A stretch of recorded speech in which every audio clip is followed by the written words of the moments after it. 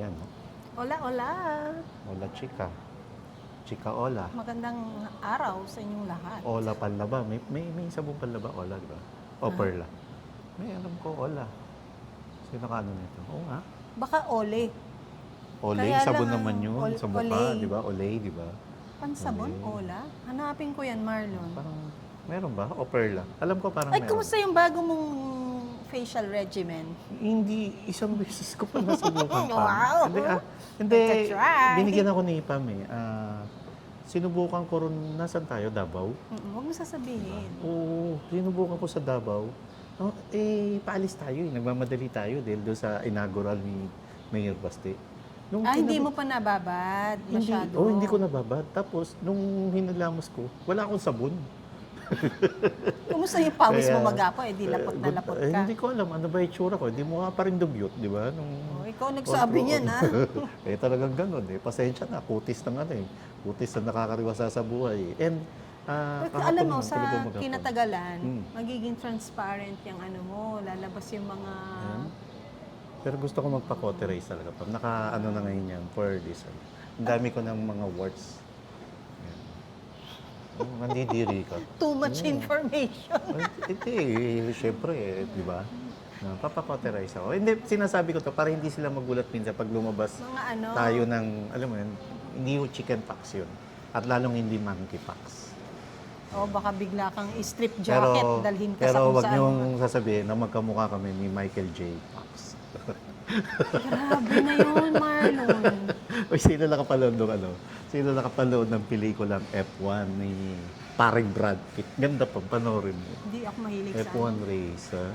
Hindi Ang ako ganda. mahilig sa Parang mga ganyan na...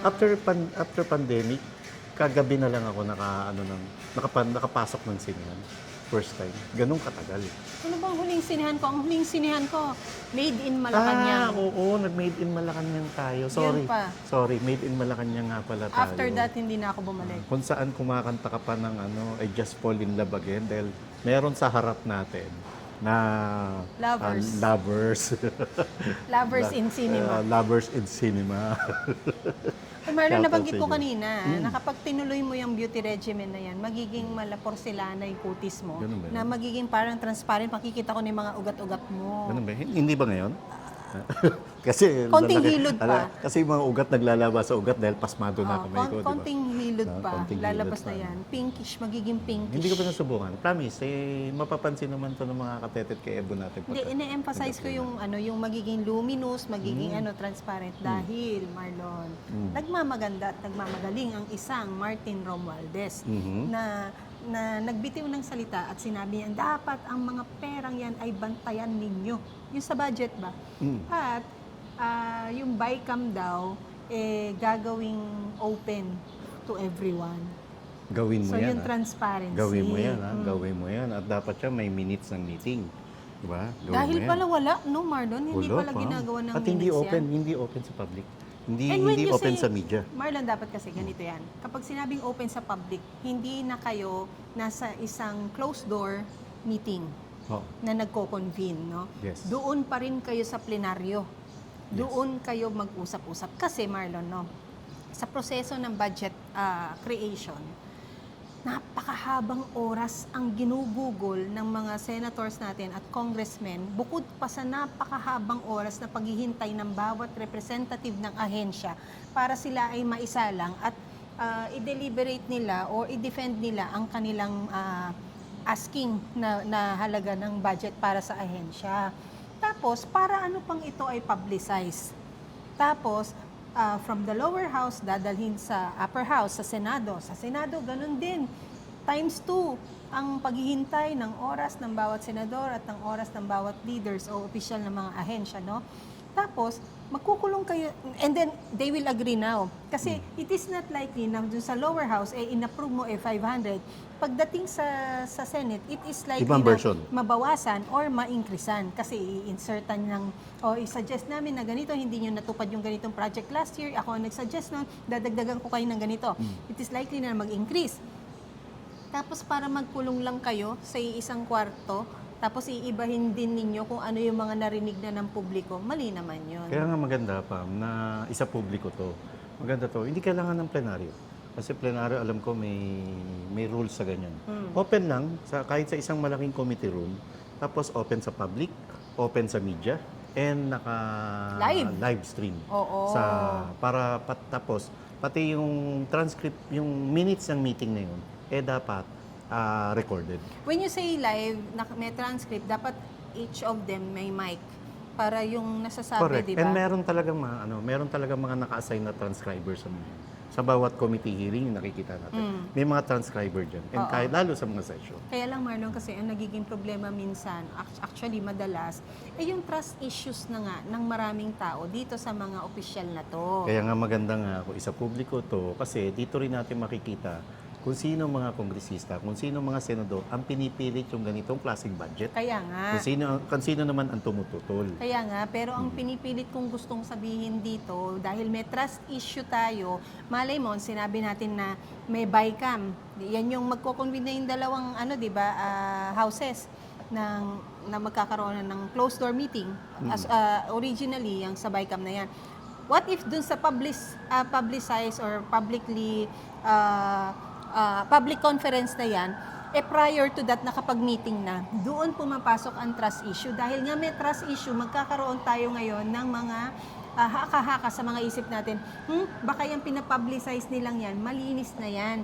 Pero nag-usap na yan prior to this date. Yun yung binubulong ng demonyo sa isip ko. We'll see. Tingnan natin. Pero magandang development yan. And sana nagsasabi ng totoo itong Martin Romualdez. Pero syempre, sabi mo nga may trust issue na hindi ka paniwala to. Dahil paano ka maniniwala? Masyado silang mainit dun sa 150 million pesos confidential budget. 125. Pero yung 125 confidential fund ni BP Sara, pero sila pa may 153 million pesos. Kada isa, pumirma lang sa Pirma. impeachment. Kaya nga sila ngayon nag-iingay, Marlon, na we are open to scrutiny because ayaw nilang dalhin doon na mas mataas yung tinanggap ninyo per individual dyan sa pirma di umano allegedly na yan para lang masuportahan yung Ilan impeachment. lahat ang pumirma ron, di ba? 300. At sabi na 280. 215. So ang 215. total nun, 3.2 billion pesos. 3.2 billion na winaldas nyo lang, ipinakit ninyo versus doon sa budget na 125 na pambuong ahensya na, Marlon, pambuong ahensya na. Talagang aaray sila dyan, masasaktan sila ganyan dyan. ka-ipokrito itong Kongreso. Ganyan sila ka-demonyo. Diba? Kongreso lang ba? Yung actually, to come from Martin Romualdez, yung ganyang statement, at ngayon ka lang nagsasalita, but you are quiet about your own case sa Okada, na merong buhay na kaso sa Amerika, tapos merong mga nagsasalita na mga Hapon na business partner na nagre-reklamo sa'yo, you're quiet about that. Na-liquidate nyo na ba ng maayos yung pinamigay nyong ayuda? At bakit ngayon? Wala tayong naririnig na ayuda kung kailan tumaas ang presyo ng crudo at gasolina. At tapos na election kasi. Kasi tapos na Ibig eleksyon. sabihin, So halatang-halata na ginamit nyo lamang ang ayuda para sa vote buying nyo. Na hindi naman umubra dahil kahit namudmud kayo ng pera, talo pa rin ang karamihan sa mga tuta mo, Martin Romualdez. lumabas niya, Marlon, sa isang, I think, TikTok or live ni Attorney Rowena Guanzon, no? Tungkol dito sa pagcha-challenge ni Martin Romualdez na bantayan ang BICAM. Ang sinasabi doon ni Attorney Rowena, bakit namin babantayan? Ikaw na nga ang binabantayan namin dahil nga sa'yo kami walang tiwala. Yung pera pa bang yan ang babantayan namin? Ikaw na, baka kasi nakawin mo na naman. Ganun yung argument niya. Which is very practical to say and to do because yung mga perang yan, hindi naman mawawala yan kung walang sumausaw na mga kamay nila dyan eh. Hindi naman mananakaw yan kung walang magnanakaw. Di bantayan mo na kung sino yung mga magnanakaw. Ang tanong Diba? nga na-spend ba ng maayos yung mga perang yan, yung mga limpak-limpak na perang yan? Hindi, napunta yan sa kanilang bulsa. Yun ang Actually, masakit dyan. alam mo kung ikukumpara mo dun sa aktibidades naman ng isang presidenteng magaling at nagpapaka-achiever, Marlon, lately, yung budget na yan na pinababantayan ninyo, pero kayo mismo yung mga kawatan na nagnanakaw niyan, parang yung mga kontrabando na nahuhuli nila, na produkto na lang, materyales na lang, kontrabando na lang, nawala yung mga ano tawag sa ganun, yung nag-angkat? o yung naghulog sa mga naghulog sa mga dagat. Ang yabang nilang lumabas sa media, lumabas sa publiko na ganito karaming tonelada ng ipinagbabawal na G ang kanilang nakumpiska. Pero tigil tahimik sila at wala silang maipakita, maipresenta kung sino yung mga tao, personalidad, mga drug lords ang nagpalusot ng mga kargamento nito. Ni wala nga silang driver na ipinresenta ngayon eh. Na hanggang Di ngayon, ba? yung sa Alitagtag drug bus, wala pa rin silang naipapakita. Walang nakakasuhan, wala tayong nababalitaan kung may pinakulong na ba sila o meron na bang nahuli, may follow-up operation. Kumpara doon sa mga follow-up operation na ginagawa nila, patungkol doon kay Alice Guo, ang layo eh. Ang layo. Iba ang priority, iba ang direksyon ng gobyerno nito. At saka Marlon, yung recent na nahuli nila, ultimo nga tao ng warehouse, wala silang nahuli. Bigla na lang nandyan. Paano ninyo nalaman? Sino yung nag-tip? Yung taong nag-tip, sino yung, alangan naman produkto lang. Imposibleng wala siyang, alam mo yun, yung chain nung process, products na lang, wala yung mga middleman, wala yung broker, wala yung kung sinong importer, sinong drivers, kaninong truck, kanino nakapangalan ng truck. Di ba? Walang ganun. But then here you are publicly saying na, oh, we got this. Pinaalala mo yung warehouse, di ba? Bigla ako naalala si Jimmy Guban. Bakit? Yung bumaliktad na ng witness sa Senado, di ba? Na, alam mo yun, masyadong in-accommodate sa Kongreso. Samantalang itong bagong bumaliktad naman, na bagong lumabas, nagpakita ng kanyang tunay na testimonya, para ipawalang sala at sinabing binayaran lamang siya, sinuhulan lamang siya ni Risa Hontiveros ng 1 million pesos para magsalita labang kay Pastor Apollo Kibuloy at kay PRRD at kay Vice President Sara Duterte. Wala tayong nakitang panggigigil sa mga kongresista para imbestigahan nila to. So kitang-kita na masyadong selective dahil parehong testigo. Ang mabigat, yung Jimmy Guban sangkot sa shipment ng magnetic lifter na ang laman ay toneladang shab-shabs. Mantalang ito ay isang ordinaryong empleyado lamang ng KOJC pero pinilit at pinaharap sa publiko ng naka-face mask, naka-sombrero, naka-shades. Tapos ngayon nagsasalita, merong isa lamang Win Gatchalian ang bumabatikos na dapat daw ang kasuhan, itong si alias Rene. Oo, ipapakulong, kakasuhan nga nila for retracting Hindi ko alam his kung ano statement. na nangyayari talaga rito kay Win Gatchalian. Bakit wala kang ganyang statement kay Jimmy Guban? Namimili ka. Masyado ka ng katuwang ko to sa kasal. Katuwang namin to He needs Si to Paring protect where he is and what his brother has And currently. hashtag protection tayo dun kay witness kay Rene. Protect Sana. alias Rene? Alias Protect Rene. alias. Marlon, ano pala? So may alias Rene. Alam mo bang meron ding tandaranan, wait lang. Sinend Meron ko din. sa'yo yun eh. Meron ding... Wait lang guys. Alias Totoy. Uy, sino si alias Si Totoy? alias Totoy, ito yung nag-iingay ngayon tungkol sa mga sabongerong nawawala. Oh, okay. So, lundag na tayo Oh. from ano nga ito? Yang kay alias Rene, lundag tayo kay alias Totoy. Oh. Ito yung merong Marlon, witness siya na ang sinasabi niya, yung mga nawawalang sabongero, yung mga katawan nito ay tinapon sa Taal Lake. Mhm. So tapos 'di ba, ang ingay lately, yung pagkatapos ng eleksyon, nanalo na sila Sen Bato, sila Sen BG, biglang bumalik yung ingay ng ng Sabongeros. sabongero, Marlon. Tapos nagtatanong tayo, kanino kaya papunta to? Tama, Kasi pinag-usapan may natin. artistang involved, no? Di umano na pangalan ng isang Tinuturo nila, pangalanan sikat natin. Pangalanan natin na tinuturo nila sa isang Gretchen Barreto Oo. na hindi natin alam bakit dahil alam natin partner siya ni Double A. na alam natin na malapit to kay Atong Ang na sinasabi rin naman nila na di umano ay utak sa sabongero pero hanggang ngayon hindi napapatunayan, di ba? Pero nag-surface din kasi Marlon ang isang video wherein ang telepono ay nakatutok sa isang hearing na naganap tungkol din sa sabong. Mhm. At ang video na tinututukan ay si Senator Bato. Oh. At yung video na yon, ang nag-narrate behind the video was the voice of Gretchen Barreto.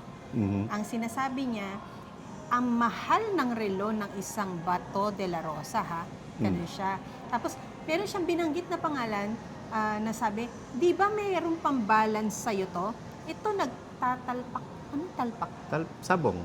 Nagtatalpak din to eh. Mm. Gumanon siya. But then of course, hindi mo maririnig sa kanyang boses, Marlon, yung yung may amor siya dun sa taong ninanarrate niya. Kasi alam mo yung halimbawa, ikaw sabi, oh, tingnan mo si Marlon, nakaka-proud talaga yung kaibigan ko, merong achievement, yung ganon, di ba? Ito talaga, alam mo, yung narration niya is out of either disgust or galit. So, ngayon, mapagkukonek-konek mo, nanalo ang isang senator ba to sa election. Tapos biglang lumabas ang sabong issue, nabuhay ang isang sabong issue, hinahanap ulit yung mga nawawala. And then nag-resurface yung ganyang video. Ito ba ay patungo ngayon sa isang Bato de la Rosa? So, ibig sabihin, Pam, kaya nilabas din nila ang pangalan ng isang, although hindi naman direkta at pinangalanan, kailan sinabi, female showbiz personality, di ba? Na kaya ang Gretchen Barreto, posible ba ang Gretchen Barreto na maging testigo kontra kay Senator Bato? May ganun bang angulo? Maaari. Maaari, di ba? Marlon. And alam naman natin sino ang partner ng isang Gretchen Barreto, si Tony Boy Cuangco. Di ba? Hindi ko mag-gets yung nagtatalpak ba yun? Hindi, pero Pam, sino ba ang Tony Boy Cuangco? Di ba, isa sa mga ng Okada? And saan ba galing yung heavy luggage? Iduduktong-duktong lang natin to. At lahat tayo nagtatanong lang tayo. Lahat tayo nagtatanong-tanong lang rito. And hindi ko pa rin alam hanggang ngayon talaga. Kasi nung una pa lang, remember ako unang nag-open sa inyo. Sabi ko, Pam, napapansin nyo ba to? Bakit papunta ng sa Sabongero? Okay yan, bigyan natin ng katarungan yung pagkawala ng 34 na mga Sabongeros na sinasabing kaya pinatay dahil nagbenta. Nandaya. Ay. May tawag sila ron eh. Nandaya yata. May termino ng sabong doon na sinatawag nila, di ba? Chope, nanyonyope. Mga nanyonyope, nandadaya nga sa sabong. So, ang una rito, bakit pag-upo ng General Torre, yun agad? Sabi ko, ano ba to? Gusto lang magpakilala sa isang atong-ang na I am the new guy. I am the new PNP chief, di ba? Ganun ba Alam yun? naman natin, ang maraming nagsasabi, at di umano, ito, base lang to sa mga kwentuhan, di umano, ang utak nung pagkawala ng 34 sa Bungero ay isang atong-ang na wala pa rin silang makitang matibay na ebidensya patungo sa isang business tycoon, gambling tycoon na si Atong-ang. And ngayon, maliban kay General Torre, nagsalita ang Boying Rimulya. Nagsalita rin ng kalinisan, si Rapi Karinisan ng Napolcom. So may alam mo yun, may alignment yung kabi-kabilang government agency. So hindi natin alam. The government agency are trying to protect who? Yun ang hindi natin alam. Sinong pinoprotektahan nila? Of course, sa narrative nila, kailangan bigyan ng katarungan Yung mga pamilya. Sabongero. Yung pamilya, yung mga nangungulila. Para ng madiin yung pagkawala. dapat nilang Oo, idiin. madiin. So, Pero ang ididiin nila dyan, yun ang sino? hindi natin alam. Kung papunta na ba kay Senator Bato? Papunta na ba kay Gretchen Barreto? Papunta Bakit kay involved si Atong Senator Bato? Kasi siya ba Hindi ko yung nga chief alam, yung PNP nun? sinasabi mo eh. Oo. Hindi. Senador na siya nun sa Or pagkakaalam dahil ko. Senador na siya nun sa pagkakaalam ko. So, maaaring O since... maaaring itama niyo po kami, baka rin siya rin nag-umpisa nung hearing na yon. Hindi ako sure, hindi ako sure. Babalikan natin yan. Maganda yung tanong mo.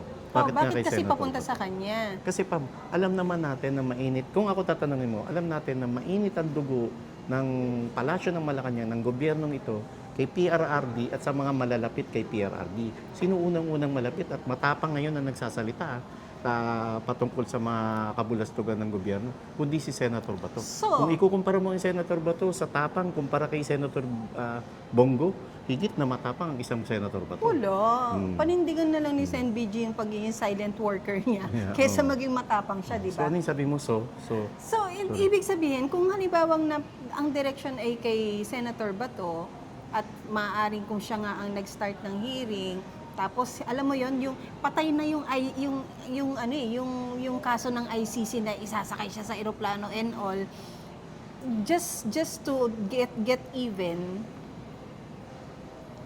ang gagamiting kaso sa kanya itong mga Sabongero? posible. At posible rin na ito ang Para pananakot bigyan siya nila. ng kaso? Posible rin, para bigyan siya ng kaso. At posibleng ito rin ang ipanakot nila kay Senator Bato na, sige, subukan mo magpaimbestiga patungkol sa nakalipas na dayaan. Subukan mo magpaimbestiga patungkol dito kay alias Rene. Merong nakaabang na kaso sa'yo rito. So, posible na maging bargaining agreement to. Posible lang, ha? Posible lang. Ano lang naman to? Theory lang natin Kasi to. you have to remember, Marlon, part also ng committee report ni Senator Amy Marcos nung dininig niya yung kaso ng kidnapping ni PRRD. Sinabi niya sa isang press conference that what she knows is that may 5 pang warrant of arrest na nakaabang kay Albayal. Sorry, baka mali yung mga General Oscar Albayalde. yung tapos nandiyan si Dating Senator PNP Bato. chief, Senator Bato. Tapos Dating PNP chief. I think meron din daw kay VP Sara. I don't know about Senator Bongo. And then, nakuha na nila si PRRD. So, I honestly do not know, no? So, it is likely, since ito nga tayo, balik tayo, Marlon, sa trust issues natin, sa mga nakaupong hangal na yan, na kahit sabihin nilang gawin nating transparent ang BICAM hearing ng budget, meron na tayong mga demonyo sa isip natin na maglalaro. Ano ang pinagtatakpan ng mga to? Bago tong araw na to, ano kaya yung mga secret meetings na naganap? Parang parang conspiracy theory lang Yes, oo. Hindi kaya tahimik din ng isang Senator Bongo dahil may nakaumang sa kanyang kaso patungkol naman sa Parmali. At dito rin patungkol din yan, Ano di yun? ba? He would rather keep his mom and Ano lang, quiet? kwentuhan lang naman to, tayo lang naman nakakarinig, di ba? So, syempre, kung ikaw may nakita mo nga yung dating presidente ng Pilipinas, kayang-kayang ipakidnap eh. Nakita mo nga ang isang Pastor Apollo Kibuloy na kahit hindi niya pangalan yung nasa arrest warrant, siya ang inaaresto at talagang pinasok yung KOJC compound. What more ngayon? And posible gawin ngayon yan kay Senator Bato at kay Senator Bongo. Kawawa naman tong mga to. Binoto kawawa. naman ng majority, Lalo, Marlon. number 1, Oo, top number 5, 1, number 4 o 5, 3, top 5, kasama sila sa top 5, di ba? Tapos gaganyanin nyo lang, parang anong klase yan? And- Imbis na yung remaining 3 years ng administrasyon na to, nandun na sila sa kanilang legacy building na tinatawag, Marlon, na para maalala ninyo ako, narito ang mga proyekto, lalo parating ang SONA, Marlon. Yep, Di ba? yun pa Anong yun, maririnig natin dyan sa SONA yun na yun, yan? Achievement ba sa achievement. administration na to ang napakidnap nila ang PRRD? Tatanggapin ba yan ng tao? Achievement ba na nasampahan nila ng impeachment complaint ang isang Vice President Sara Duterte? Nakasama mong nagwagayway ng bandera ng Unity, di ba? And Pam, dagdag ko lang dun sa conspiracy theory. Malay natin, ano ba to? Ganti rin ba to sa isang Tony Boy Cuangco? Na alam ko wala siyang kinalaman doon sa pag-leak doon sa heavy luggage. Pero alam naman natin na marami sa Okada ngayon ang sinisilip nila, sino nag-leak niyan patungkol doon sa heavy luggage. So, medyo malalim tong kwentuhan na to. Pero bakit ngayon lang nila inaarayan yung heavy luggage? Is it churi nga lang di ba? Churi nga lang nating tinatawag, Marlon. Wait, let me Bakit lang ngayon nila inaarayan? Is it likely that the court will now issue a result of the hearing na mai-implicate lalo ang isang Martin Romualdez? Kaya gumagawa sila ngayon ng ibang mga ingay. Oo nga, no? Ganun yun ba yun? Oo nga, May-implicate ba siya? May decision na ba ang korte? Oo nga, malalim tong kwento to. And mas malalim to, Pam, mas lalong lalalim to kapag ang isang Boying Rimulya maging ombudsman. Pangatlo yan, Marlon. Diyos ko. Ano Pag mangyayari naging sa ombudsman. Pilipinas? Dahil di umano kalat ang mga balita, Marlon, na ito ay nag-express ng kanyang interest at Nag-apply nag-apply na. para sa posisyon ng ombudsman. Dahil si Ombudsman Martires o Martinez, Martires. magre-retire na end of July. Ngayong July. So nakaabang ngayon ang mga, alam mo yon, yung mga Aplikante. aplikante na naglalaway sa pwesto. Dahil ito yung fixed term, Marlon, ha? Yes, Fixed term to, makikarry over to sa susunod na hanggang 2032, kung hindi tayo merong 3 nagkakamali. years remaining ito sa masusunod na bagong presidente na nandiyan ka pa. Unless ikaw ay ma-impeach, nandiyan ka sa pwestong yan. Para lang ang balita ko, 5 ang aplikante ngayon. Oo. Sino-sino? Isa na dyan si Boying. Isa dyan, syempre, yung... Alam mo, kilala mo yung apat? Boying Rimulya. Yung isa, syempre, yung dating Commission Audit Chairman at Philippine Competition Commission Chairman ngayon na si Attorney Mike Aguinaldo.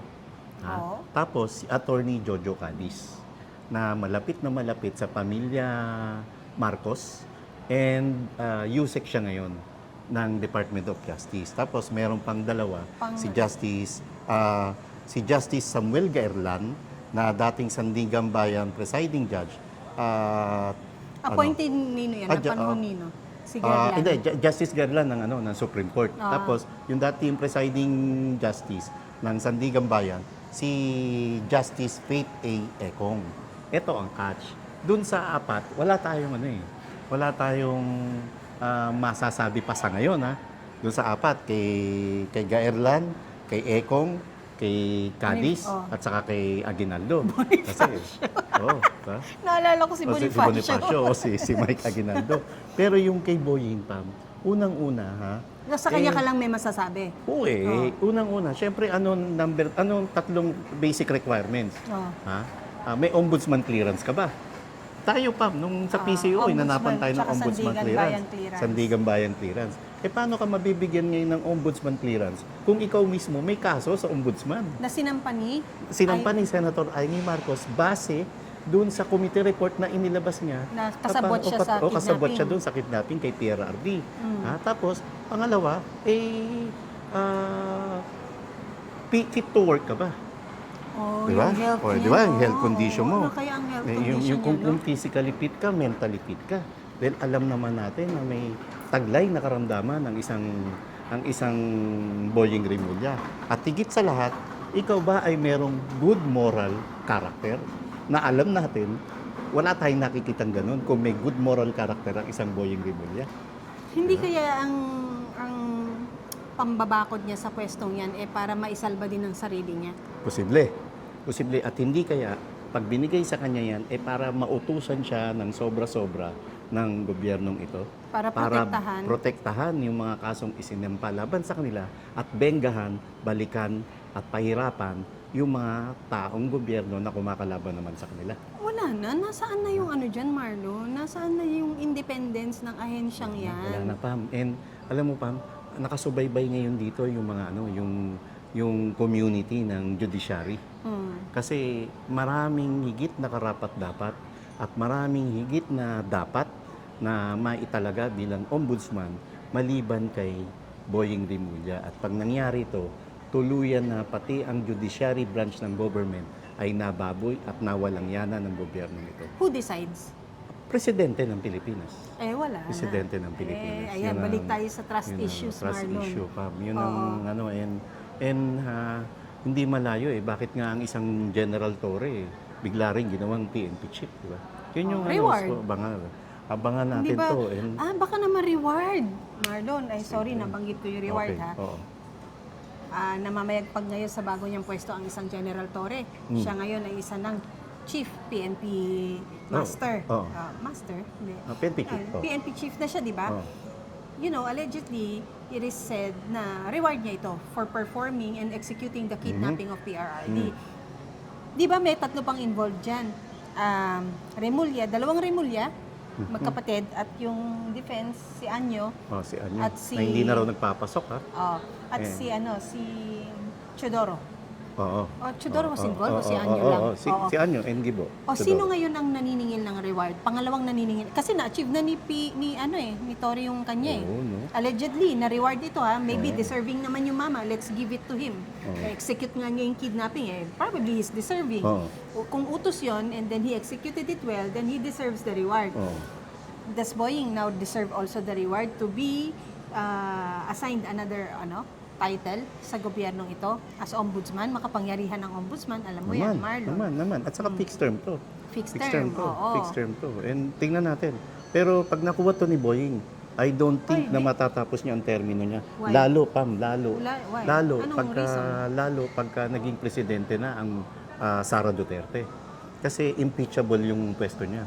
Pwede siya ma-impeach. At sa kasaysayan ng ombudsman, meron ng sinampang impeachment complaint sa Senado sa katauhan ng isang Merceditas Gutierrez. Pero nung isinampa ng impeachment complaint sa Senate, nung na-elevate na ron, kagad na lang nag-resign ang isang Mercedes Sa hiya? Gutierrez. Oo, sa iya. May hiya ba ang Remulla? At sa iya Ang Boying? at para ano, sa iya at para syempre hindi na bumugol ng anumang resources ang gobyerno. Dahil alam ng isang Mercedes Gutierrez na nung panahon na sinampahan siya ng impeachment, hindi niya kakampi ang palasyo ng Malacanang na ang presidente noon, si Noynoy Aquino. Yun. And pag si BP Sara na ang naging presidente, napakadaling i-impeach ng isang ombudsman, Boying Remulla, sakaling makuha niyang pwesto, napakadaling i-impeach siya kasi tiyak ang composition ng 21 Congress, 21st Congress, magiging Duterte allies. Oo. At pag naisang pa dyan, tingnan natin, lalo lamang mababahiran ng batik dungis ang pangalang Remulla sa kasaysayan ng politika ng Pilipinas. May delikadesa ba siyang mag-opt na lang to resign kung yun, Yun, ang nangyari? gagawin natin. Kasi nga Marlon, sa mga hearing, di ba, talagang pinaninindigan niya yung argument niya with Amy Marcos na constitutional at may jurisdiction ang ICC. Kahit talagang nagkakanda, bulol-bulol na siya, nagkakanda, tulo-tulo na ang laway, pinanindigan niya na merong jurisdiction. At yun, no, hindi siya Ito, nahiya sa hindi- mga law wala- student, no? Sa mga estudyante ng law ngayon. Na Not yan ang even the magiging law basehan. students, the lawyers. The lawyers. And hindi tayo mga hindi abogado, tayo mga nag-oobserba, tayo mga sumusubaybay sa kaganapang ganito, at tayo mismo nasusuka, nandidiri sa mga ganitong klaseng linya ng isang Boying Remulla. Huwag nating kalimutan, bago na italaga bilang Justice Secretary ang isang Boying Remulla, hindi niya inantay yung announcement ng Palasyo ng Malacanang. Di ba? Siya In-announce mismo, niya yung siya sarili mismo niya. ang nag-announce sa sarili. O tayo nun, ditong-dito, tayo no? nun, Dahil wala sa ano natin Wala yun siya, eh. wala siya Parang sa- wala dun sa... press release na ilalabas, Press release na di ba? ilalabas natin na siya ba? Kasi hindi to, hindi to supported ng press release ng grupo. Ganyan kakapal ang mukha. Kasi ang padrino nito ay si Martin Romualdez. Nakabrad niya. Nakabrad din pala nila ang isang Jing Paras. Pa-segue ko lang. Magkakabrad sila. Parang fraternity brothers Si sila. Jing Anyway, Paras, kabrad ni Martin. Martin. Kung magkakabrad dyan, Martin, si Boying, pati si Ted Herbosa. So you mean to say, Jing Paras, who had his fair share of public service under the PRRD administration, is comrade with Romualdez? Napansin ba natin siya bumabatikos kay Martin Romualdez? Napansin ba natin siya na binabatikos niya yung walang humpay na pamamahagi ng bilyong-bilyong pisong ayuda? Tingnan lang natin. We'll see. Did Tingnan you lang ever natin. hear him defend PRRD sa kanyang ICC case? We'll see. Tingnan natin. Hindi ko na mamonitor. Oo, no? Hindi ko na mamonitor. And we'll see. Tingnan lang natin. Naipasok lang natin yun. Kasi ang padrino ng isang Martin Romualdez ay isang Boying Remulla. Na ang Martin Romualdez ngayon, hindi rin nakakasiguro kung siya ba talaga ang magiging If ang he will magiging still speaker. keep the speakership, no? Oo, kasi siya wala siyang padrino. Ang Albi Benitez mukhang minamanok ng isang Lisa Araneta Marcos. Tapos ang manok naman ng isang Marcos Jr. ay si Prasco. But at the end of the day, who wins, Marlon? We'll see. Tingnan natin. Kung talagang strong leader ang isang Marcos Jr., syempre yung But gusto he niya, is yung not. Prasco. He is not. We'll He see. is Tingnan not a natin. strong leader. We Ayan, all know totoo. who is Alam naman. strong. We all know who is behind Correct. the image of the president Correct, now. correct. Diba? And wag natin kalimutan na nung umugong ang pangalan ng isang Albi Benitez, may nag-special ops para sirain siya, gibain siya. At ginamit pa yung dating asawa niya. Nilabas yung nila, nilabas dirty yung laundry nila sa public, no? diba? Tungkol Yun sa pamilya nila. Yung na masyadong kakaiba tong gobyerno to, masyadong kakaiba tong gobyerno to. And ang tabayanan po natin ang magiging performance ng bagong set ng mataas at mababang kapulungan ng Kongreso ngayong papasok na 20th Congress. 20th Congress, no? Pero magkukonvene ito, Marlon, sa July 28, ba? And we'll see. Pero ang Tingnan natin. kakaabangan dyan, Marlon, ano din ang mga nilalaman na achievement report ng SONA. Correct. Dahil lately, parang mushroom na naglalabasan yung mga, alam mo yung band-aid achievement. Yung alam mo, Galing mo ron, yung band-aid tinanim mo lang achievement. Oo. para masabing achievement mo siya, di ba? May mga band-aid achievement. Kung may band-aid achievement, merong cosmetic rebound.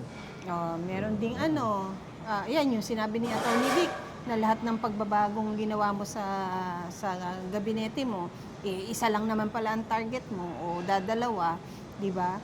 At Tapos pinanatili mo yung lahat. At pag Wala. tinawag mong cosmetic, ano ba yung bahagi ng cosmetic, Pam, ng makeup? Di ba, pulbo? Oy, patay Yun tayo yung dyan. pulbo. Oo. Na pag kinakain naman, ay pulburon. Na niyuyukuan yan, no? Niyuyukuan, Makita mo si eh. PRRD, ang mga niyuyukuan, mga mamamayang Pilipino. Siya ang niyuyukuan ay substance, Oo. white powdery substance. Na ang sabi nga ni Mayor Baste sa kanyang caption, naglalaway. Naglalaway. Naglalaway. Kumbaga, Sabik na sabik. Sa salitang kalye, giyang na giyang. Giyang na giyang is hiyang na hiyang, di ba? Giyang na giyang, hindi yung talagang nanginginig. Ay, nangangatal. Yung eager na, Oo. yung Gustong-gusto mo na. Adik ka na, di ba? Oo nga. Gustong-gusto mo, turn mo na eh. Yun yung ano. Ako, we will see, no? natin. Soon, magbabalik po kami sa iba pang maraming balita. Correct. Patuloy tayo nananawagan, Marlon, na ipagdasal po natin ang kalagayan ng ating Tatay Digong sa The Hague. And hopefully, no, magkaroon ba ng divine intervention, Marlon, na ma-approve ang kanyang interim release. Because Sana. if something bad happens to the old man, I think ICC will be held really liable Correct. Correct. at magagalit. Dito na talaga mag-aalab at magagalit ang sambayan ng Pilipino. Maraming salamat po sa inyo. Ako po si Pam. Ako si Marlon, narito tayo sa third floor studio na Mind your own opinion. Don't forget the LSS. Like, share, subscribe it in DSA na Don't skip ads. TYL, thank you Lord. Mag-ingat po lahat. God Kasi bless. God bless. God is the best.